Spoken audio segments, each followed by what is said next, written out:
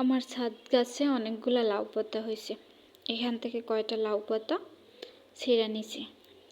এখন সুন্দর করে ধুবো পরিষ্কার পানি দিয়ে।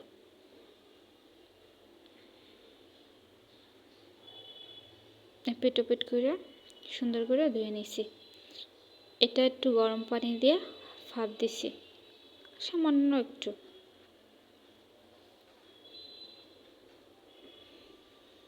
কাচকি মাছ নিচ্ছি, পেঁয়াজ,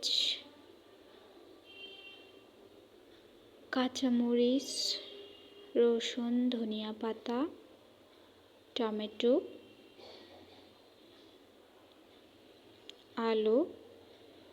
আলুর পরিমাণটা মোটামুটি ভালোই নিয়েছি। হলুদের গুঁড়া, মরিচের গুঁড়া, লবণ, একটু সরিষার তেল দিয়ে হাত দিয়ে এটা আমি অনেকক্ষণ মাখাই নিব। এটা গাইস আজকে দুপুরে রান্না করছি, মানে কি বলবো, এত মজা বইলে আর কি বোঝানো যাবে না। আমাদের বাসায় আমরা 3 জনে খাইছি, সাথে অন্য তরকারি ছিল, কিন্তু কেউ অন্য তরকারি টাচ করে নাই। এই তরকারিটা দিয়েই আমরা সবাই ভাত খাইছি। আমার ওটা মাখা শেষ।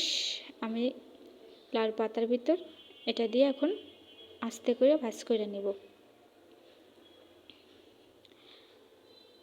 এটা ভাজ করতে শুধু একটু সময় লাগছিল। আমি এটা কিন্তু ডাবল ভাজ দিব, নালে বের হয়ে যাওয়ার সম্ভাবনা থাকতে পারে। আমার নিজের গাছের তো লাউ পাতা, এই জন্য একটু ছোট।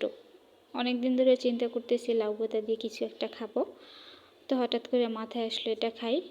এটা অনেক দিন ধরে খাওয়া হয় না, গরম ভাতের সাথে খাইতে সেই মজা লাগে।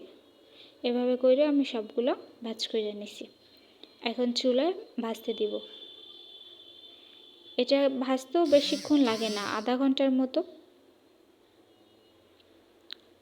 আমি এখন ঢাইকে দিব 10 মিনিটের জন্য।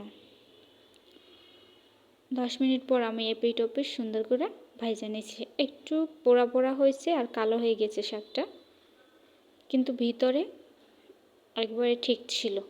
গরম ভাত, লেবু, সাথে কাচকি মাছ। দেখেন সবাই, ভিতরটা একবারে সেদ্ধ হয়ে গেছে, একটু পোড়া পোড়াও হয়েছে, যার জন্য খাইতে অনেক বেশি ভালো লাগছে। অবশ্যই সবাই সম্পূর্ণ ভিডিও দেখবেন, সুন্দর একটা কমেন্ট করবেন। আপনাদের কমেন্টের জন্যই এত সুন্দর সুন্দর নতুন নতুন রেসিপি বানানো। সবাই ভালো থাকবেন। আল্লাহ হাফেজ।